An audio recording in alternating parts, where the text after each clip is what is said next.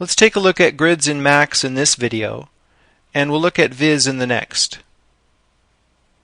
What we're looking at when we open the program is called the home grid, and you can toggle that on and off by pressing G.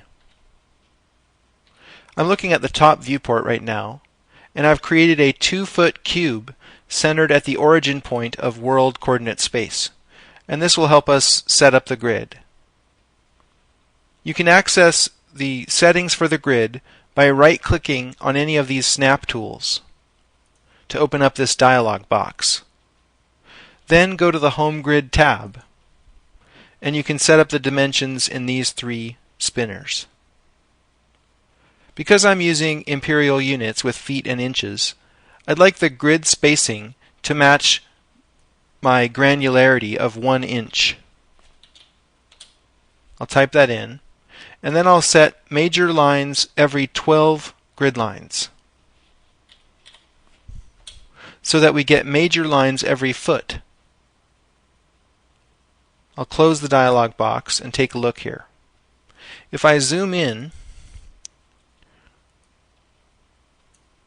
up here you'll notice that we have 12 boxes that occupy 1 foot of this cube. If I zoom in closer, and closer still, observe that these grid boxes do not subdivide. We're looking at the basic module of the grid now. It's a 1-inch box. And that will stay as it is as long as you have this setting checked. If you uncheck this, the grid will subdivide indefinitely. I recommend leaving it checked so that you know when you've gotten down to the fundamental unit of the grid. I'll zoom out. So observe that we have 2 different kinds of grid lines. Major lines are shown in black, and there's one here, and minor lines are shown in gray, and they represent the inches. If you zoom out more, the grid will simplify at some point. So we're looking at foot boxes now. Going out further, we have 12 feet within this major grid box.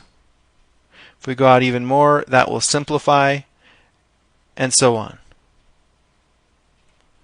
I'll go into the perspective viewport and go back to the grid settings. Because we've made changes to the default settings here, we don't see a grid in perspective. That's because we're limiting the grid extent to 7 units of the grid, or 7 inches in this case. And this cube is bigger than that, so it's obscuring the grid.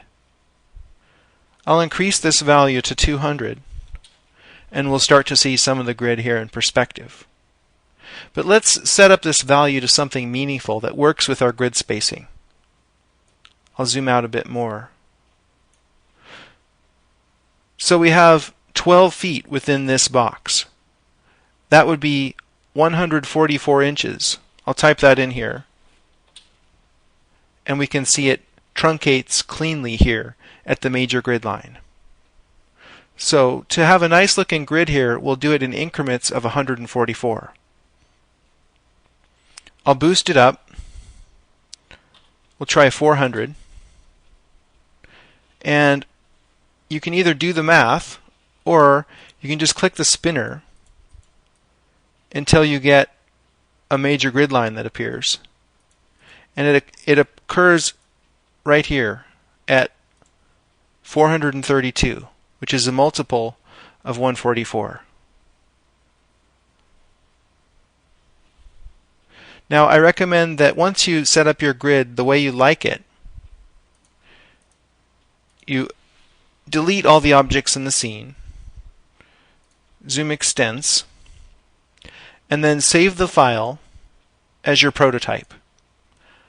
If you're using Max, you would call that Max Start. Replace it if you've already done that before, and then the next time you reset the scene, your grid will be set up the way you want it.